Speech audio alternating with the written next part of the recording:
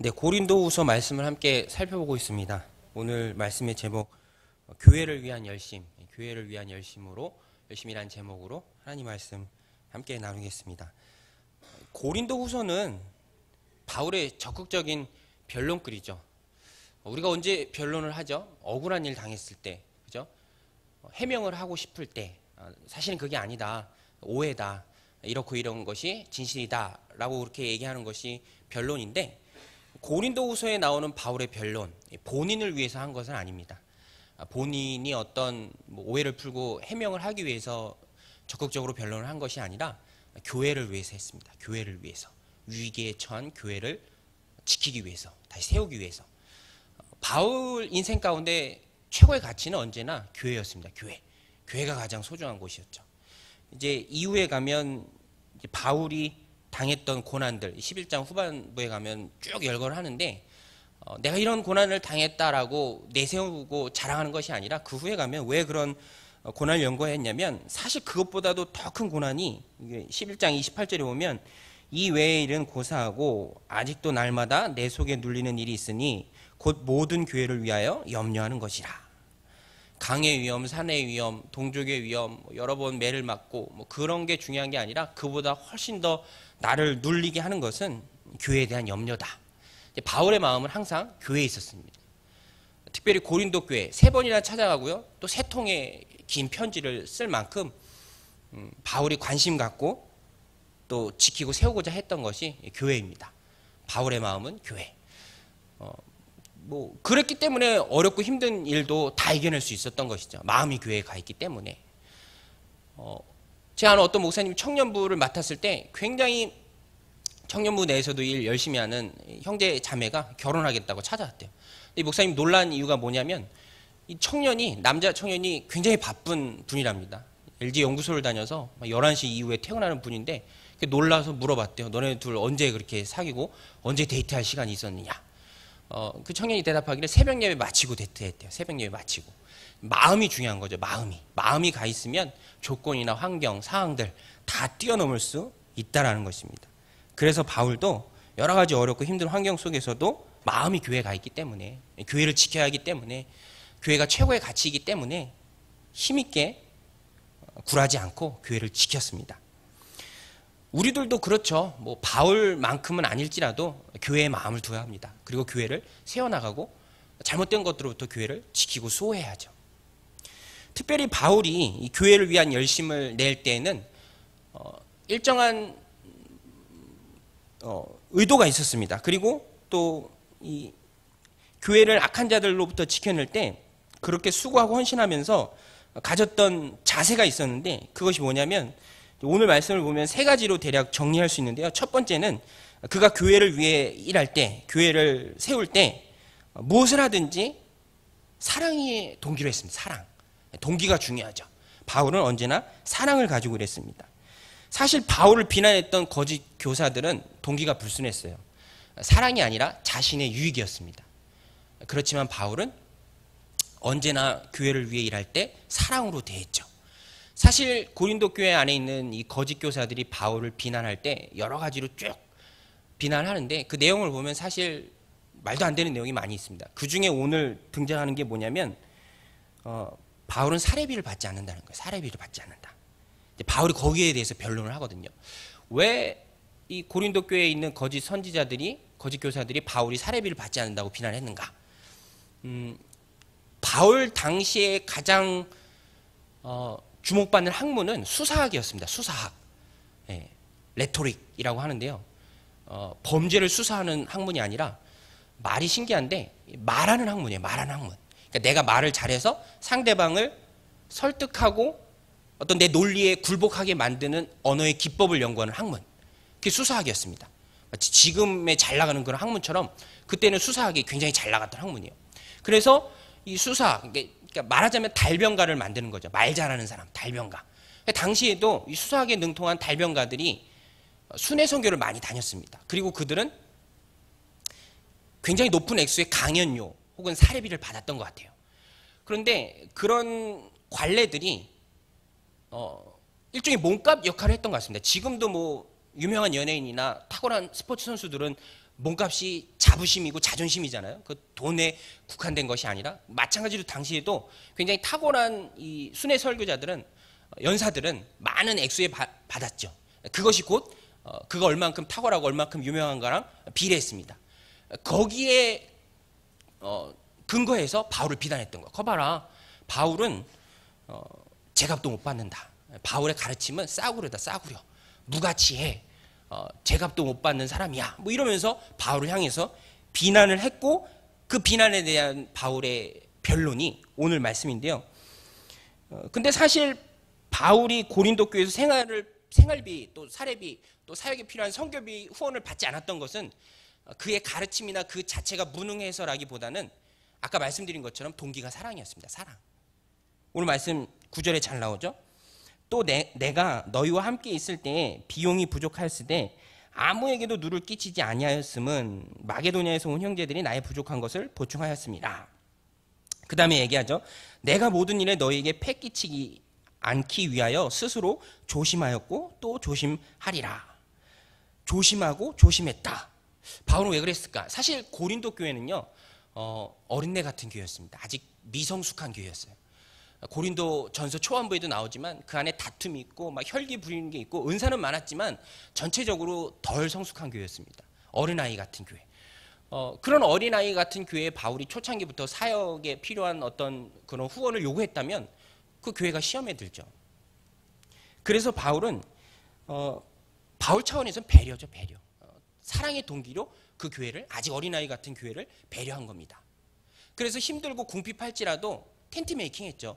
직업을 가지고 천막치는 일 하면서 자기의 필요한 것을 스스로 했지, 그 아직 어린 연약한 교회에 혹 시험에 들까 배려하는 마음에 애초부터 부탁을 하지 않은 것입니다. 동기가 사랑이죠.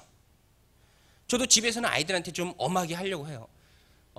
그래서 잠깐 이렇게 갈등도 있고 그런데 막 회초리도 들고 그러는데 그래도 동기는 사랑입니다. 사랑. 미워서 때리는 게 아니라 잘 되길 바라는 사랑이죠. 바울은 이런 사랑의 동기로 고린도 교회를 대했습니다. 그렇지만 바울을 대적하는 사람들의 동기, 사랑이 아니라 자신의 유익이었습니다. 예. 바울이 고린도전서 13장에서 얘기하죠. 사랑을 설명하면서 사랑은 자기의 유익을 구하지 않는 것이다. 그래서 우리들 마음 가운데 어떤 동기가 사랑이 아니라면 아주 자연스럽게 그 동기가 자신의 유익으로 가버립니다. 고린도 교회 안에 있었던 거짓 사도들이 그랬어요. 자기의 유익을 구하기 때문에 자신의 이름을 내는 것, 또 자신들의 영향력이 교회 안에서 더 커지는 것이 목적이었죠. 그래서 바울을 끌어내리고 깎아내리고 비난한 것입니다. 그래서 자기들에게 돌아오는 것들이 더 많아지기 위해서 바울과 고린도 교회의 교인들 사이를 이간질시킨 것이죠. 그것이 거짓 선지자들의 모습입니다. 특별히 성도들, 특별히 지도자들, 무엇을 하든 그 동기가 사랑이 아니라 다른 것이 된다면 마귀에게 붙잡히기 십상이죠. 몇 주 전에 PD 수첩을 봤는데 부천에 어떤 교회가 나오더라고요. 물론 내용이 교회를 칭찬하는 내용은 아니었습니다. 보면서도 굉장히 안타까운 마음이 많이 들었는데 문득 그 신대원 1학년 때 지금은 돌아가신 옥하는 목사님 하신 말씀이 생각나더라고요. 굉장히 격앙된 어조로 우리 신학생들을 향해서 호통치듯이 약간은 좀 따끔하게 해주신 말씀이 뭐냐면, 기억나는데 돈이 목적이라면 목회를 하지 말라는 거예요. 다른 많은 일도 많은데 왜 하필 돈의 목적을 두고 목회를 하냐, 그렇게 호통치듯 하는 말씀이 그 프로그램을 보면서 많이 생각났습니다. 그렇죠. 동기는 영혼들 섬기는 거고 영혼들 구하고 교회를 세워나가는 것입니다. 뭐 저 같은 경우를 봐도 돈에 마음이 없는 건 아니에요. 생각이 거기에 가 있을 때가 따져보면 많이 있더라고요. 저도 재테크도 많이 하고 막 그렇게 하려고 하거든요. 하지만 노력을 하는 것은 순서가 뒤바뀌지 않도록. 그래서 늘 붙잡고자 하는 말씀이 마태복음 6장 33절입니다. 그런즉 너희는 먼저 그의 나라와 그의 의를 구하라. 그리하면 이 모든 것을 너희에게 더하시리라. 우리들의 동기가 중요합니다. 사랑이 동기가 되고 배려하는 것이 동기가 되고 내 이익이나 나에게 돌아오는 것이 동기가 되어서는 안 되는 것이죠. 두 번째로 바울이 교회를 위한 열심을 낼 때 가졌던 원칙은 확신이 있습니다. 확신으로 일해야 되죠. 왜 그런가? 왜 확신이 없으면 안 되는가? 사실 바울 때도 그랬고요. 지금도 그렇고 날 향한 세상의 도전과 시험이 굉장히 거셉니다. 그래서 내 마음 가운데 어떤 확신이 없다면 붙들고 나아가기가 쉽지 않죠. 보세요. 바울을 보십시오. 바울은 사실 좋은 의도를 가지고 교회를 배려하는 마음에 사례비를 받지 않은 것입니다. 힘들게 고생을 하니 있더라도 그 교회를 배려하는 마음에 그랬던 건데 비난하는 사람들은 그것을 가지고 비난하죠. 후원을 안 받으면 능력이 없다고 비방을 합니다. 만약에 바울이 후원을 받았으면 선교비나 생활비를 요구했으면 그것 가지고 비난을 했을 거예요. 거봐라, 바울은 돈 욕심이 많은 사람이다. 안 받으면 능력 없다고 비난, 만약에 받으면 돈을 박힌다고 비판. 그러니까 우리에게 이런 마귀의 공격과 어떤 시험, 시련들을 이기기 위해서는 확신이 있어요. 마음의 확신. 그래서 확신이 없고는 마귀의 괴계, 세상의 공격 당해낼 재간이 없죠. 바울이 공격에 무너지지 않고 그 사역을 꾸준히 이어갈 수 있었던 이유도 그 마음 가운데 하나님이 주신 확신이 있었기 때문에 이거다. 이것이 옳은 일이고 이것이 바른 일이고 이것이 하나님 기뻐하시는 일이고 이것이 하나님이 원하시는 것이다라는 흔들리지 않은 그 확신이 있었기 때문에 그 사역을 이어갈 수 있었던 겁니다. 바울은요 늘 이런 확신 가운데 있었습니다. 에베소 장로들이 밀레도에서 바울 보고 그러죠. 예루살렘 가지 말라고. 가면 죽으니까 절대로 가지 말라고. 그때 바울이 한 고백이 뭡니까? 사도행전 20장 24절에 보면 우리가 잘 외우는 말씀이죠. 내가 달려갈 길과 주 예수께 받은 사명 곧 하나님의 은혜의 복음을 증언하는 일을 마치려 하면은 나의 생명조차 조금도 귀한 것으로 여기지 아니하노라. 바울의 마음 가운데 있는 그 확신이 얼마나 컸는지 목숨까지도 바칠 수 있는 확신이었습니다. 반면에 거짓 교사들, 오늘 사실 11장 주제가 바울과 거짓 교사들입니다. 바울과 거짓 교사들. 항상 대비가 되는데 거짓 교사들은요 확신에 의해서 움직이는 것이 아니라 언제나 사람들의 인정, 어디에 사람들이 인정해 주는 게 있나, 또 어디에 자신의 유익을 구할 수 있나, 그리고 어디에 기회가 있나, 그것만 따졌습니다. 그 12절 보면 그렇죠.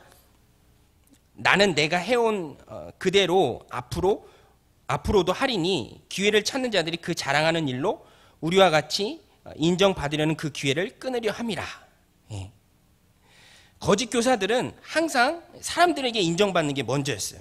하지만 바울은 하나님이 주신 확신이 먼저였죠. 그래서 얘기하잖아요. 11절에 나는 내가 해온 그대로 앞으로도 하리니. 이거는 뭘 의미하냐면 앞으로 전에도 선교비 받지 않았는데 앞으로도 그것이 옳은 일이기 때문에 쭉 밀고 나가겠다.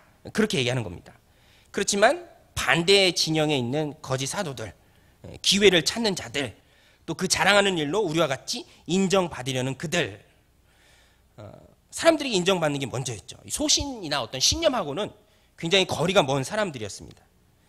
자신에게 돌아올 것이 없다라고 판단되면 언제든지 등 돌릴 사람, 언제든지 손 털고 일어날 사람들이 바로 이런 기회주의자들이죠. 그래서 어떤 공동체에 이런 기회주의자들, 자신의 이익을 구하는 사람들, 그런 사람들이 득세하면 공동체가 힘을 잃어갑니다. 그리고 그런 사람들이 많은 공동체에는 하나님의 원하시는 방향과는 전혀 상관없는 엉뚱한 방향으로 공동체가 흘러가죠. 출애굽 시대에 이스라엘이 그랬습니다. 하나님의 뜻은 가나안이죠. 그곳에 들어가는 겁니다. 그런데 사람들은 그렇지 않았죠. 출애굽 여정 가운데 중요한 지명들이 몇 가지 등장하는데 가데스 바네아라는 곳이 중요하거든요. 거기가 왜 중요하냐면 거기서 바로 이제 이스라엘 백성들의 40년 광야 유랑 판결이 내려지는데 왜 그랬는가? 이제 곧 코앞인데, 이제 곧 가나안 땅인데 그 시점에 사람들의 중로는 우리는 안 된다는 거예요. 우린 메뚜기라는 거예요. 저들 못 이긴다는 거죠. 그리고 다시 지도자를 뽑아서 애굽으로 돌아가자. 하나님 입장에서는 통탄할 노릇이죠. 기회주의자들, 확신 없는 사람들이 공동체의 다수를 점하니까 그런 일들이 벌어진다는 것입니다. 우리가 왜 하나님의 일을 못하는가? 하나님의 그 능력이 왜 우리를 통해서 나타나지 않는가? 어떻게 보면 확신이 없기 때문이 아닌가 생각을 해요. 하나님이 주신 확신이 중요합니다. 이것이 하나님이 내게 원하신 일이다. 이 일을 통해서 하나님이 영광 받으시기 원하신다. 바울이 가졌던 그 확신. 세상에는 두 가지 방법이 있습니다. 세상을 살아가는 방법. 선호하는 것을 쫓아가는 방법이 있어요. 선호하는 것, 좋아하는 것, 내 기뻐하는 것. 반면에 확신, 그 확신을 쫓아 사는 방법이 있습니다. 선호하는 것을 쫓아 사는 사람들은요, 항상 비교하죠. 이게 좋을까, 저게 좋을까. 중요한 결정 앞에서도 어느 쪽에 더 끌리는지만 따집니다. 계속 저울질만 하죠. 그래서 삶이 고달픈 겁니다. 그렇지만 언제고 확신을 쫓아 사는 사람들은 마음의 평안함이 있죠. 그래서 확신은 나한테서 나오는 것이 아니라 기도의 열매입니다. 기도하는 가운데 하나님이 우리에게 확신을 주시죠. 그래서 기도는 조용한 확신이 생길 때까지 해야 합니다. 그 확신이 생기면 뭐 어떤 기도의 대상이 사람이라면 그 사람에 대한 사랑의 마음도 생기고요. 어떤 문제나 상황이라면 풀리진 않았지만 그래도 내 마음 가운데 담대함이 생기죠. 여유가 생기고 그 일들을 이겨나갈 수 있게 되는 것입니다.